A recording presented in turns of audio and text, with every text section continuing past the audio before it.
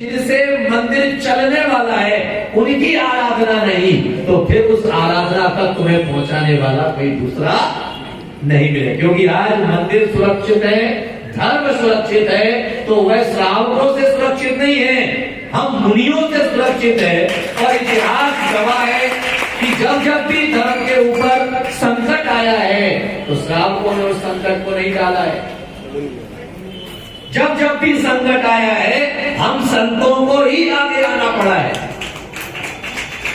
इतिहास उठा करके देख रहे हैं कि अकंपनाचार्य आदि 700 मुनियों के ऊपर उपसर्ग आया, श्रावक रोता रहा, लेकिन उपसर्ग दूर करने की क्षमता पैदा न कर सका। और विष्णु कुमार महामुनि अपने मुनि पर्याय को त्याग करके वह वामन का रूप बना करके खड़े हुए, तो अकंपनाचार्य आदि 700 मुनियों का उपसर्ग दूर हुआ, जहां से जैन दर्शन का रक्षाबंधन प्रारंभ हुआ। भक्तांबर जिस काव्य को हम पढ़ते हैं, जब धर्म के ऊपर संकट आया तब उन्होंने अपने साधना का उपयोग किया। क्योंकि जब उनके कमंडल में मछलियां पैदा कर दी जाती है आचार्य मानकुंड के, उन्हें लगा कि अब जो है अहिंसा धर्म का खतरे में है। उस समय उन्होंने अपने साधना के बल से उस कमंडल के अंदर जो है फूल पैदा कर दिए। और जब उसे कहा गया दिगंबर जैन मुनि हिंसक होते हैं, अपने कमंडल में जो है मछलियां पालते हैं, तुरंत उन्होंने उस कमंडल को उल्टा किया और फूलों की वर्षा होने लगी। चारों तरफ जैन धर्म की जय। ऐसे ढेरों उदाहरण है। तो इसीलिए जो है अब आवश्यकता हाथ पड़ी है कि देश के युवाओं को जागना होगा, किटी पार्टी से ऊपर उठना होगा, अपने स्वार्थों से ऊपर उठना होगा। और उससे अगर हम ऊपर não उठेंगे तो याद रखना कि कल वह दिन दूर नहीं होगा। भगवान होंगे लेकिन भगवान का अभिषेक करने वाला कोई नहीं होगा। मंदिर होंगे लेकिन मंदिरों की रक्षा करने वाला कोई नहीं होगा। क्योंकि आज माता पिता का टोटली एक ही चीज पर ध्यान है, हाई एजुकेशन। हमारा बेटा अच्छे से अच्छा पढ़े, लेकिन पढ़ लिखने के बाद इतिहास आपको मालूम है कि आपके घर की परंपराओं को सबसे पहले तोड़ता वही है। क्योंकि जहां से पढ़ करके एक बार वह घर से बाहर गया पढ़ने के लिए, अब लौट के आने वाला, क्योंकि वह अब पढ़ लिख गया है तो अब किसी अमेरिकन कंपनी में, किसी मल्टीनेशनल कंपनी में काम करेगा। और काम करने के लिए दिल्ली मुंबई रहेगा, और दिल्ली मुंबई रहेगा तो बूढ़े बाप को तो वहां लेके जाना नहीं है, दादा दादी को तो वहां लेकर के जाना नहीं है, अब दोनों ही है। तो सैटरडे संडे आराम से मस्ती करो, मंदिर जाने की क्या जरूरत है, ऑफिस जाने की क्या जरूरत है। सुबह उठे, नाश्ता किया, खाए पिए, ऑफिस चले गए, रात को लौट करके आए, खाए पिए, मोबाइल पर काम किया और मंदिर कौन जाएगा अभिषेक करने? कोई नहीं। साधु का विहार होगा तो कौन जाएगा? कोई नहीं, क्योंकि उनके पास में वह संस्कार ही नहीं। और अगर ये संस्कार खत्म हो गए तो समझ लेना गई भैंस पानी, इसके अलावा और कुछ नहीं बचेगा। इसलिए मैं हमेशा कहता हूं कि भले ही दुकान बंद करके साधु के विहार में जाना पड़े, जाना चाहिए। बच्चों को स्कूल की छुट्टियां दिला करके ले जाना पड़े, ले जाना चाहिए। क्योंकि पेड़ भी अपने जाने के पहले बीज छोड़ करके जाता है, तो तुम भी इस दुनिया से जाने के पहले धर्म के बीज उनके अंदर छोड़ करके जाओ, जिससे आगे ये मंदिर हमारे तीर्थ सुरक्षित रह सके। और अभी रिसेंटली तुम्हारे यहाँ कितनी सारी घटनाएं घट चुकी है।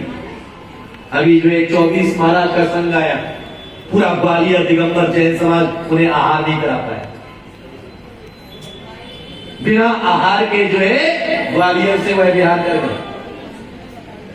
भिंड समाज के कुछ लोगों ने आकर के जो है विनय नगर में रिसोर्ट में जो है, ग्वालियर दिगंबर जैन समाज के लिए डूब मरने वाली कोई दूसरी बात नहीं हो सकती। ये किस वजह से?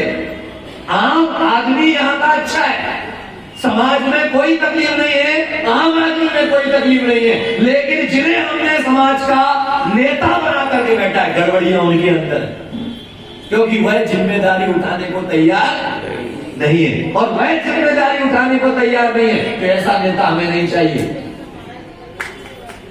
सही बात है।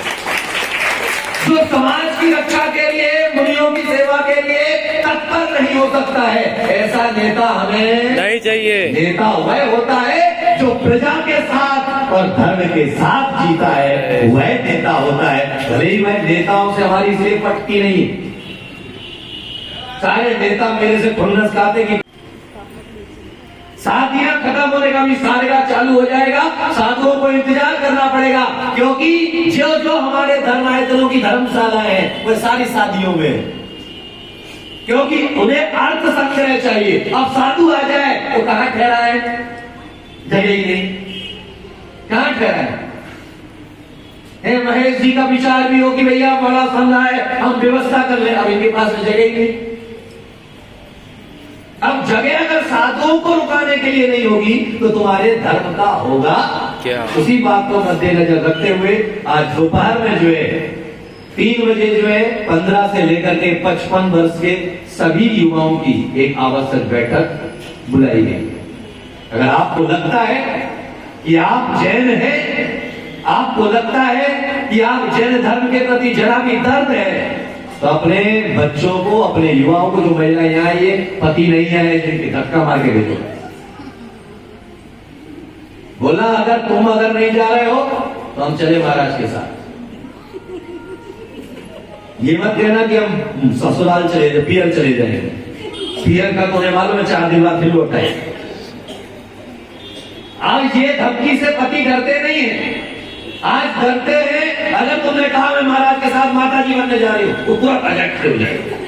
अरे देवी तू मत जाइए का तो बड़ी मुश्किल से तो मिली, और तू भी अगर माता जी बन जाएगी तो पीछे से हम आओ तब हो। इसलिए लालू कोई बहाने मत बनाना दोपहर में कि मैं 12 बजे तक विधान में था।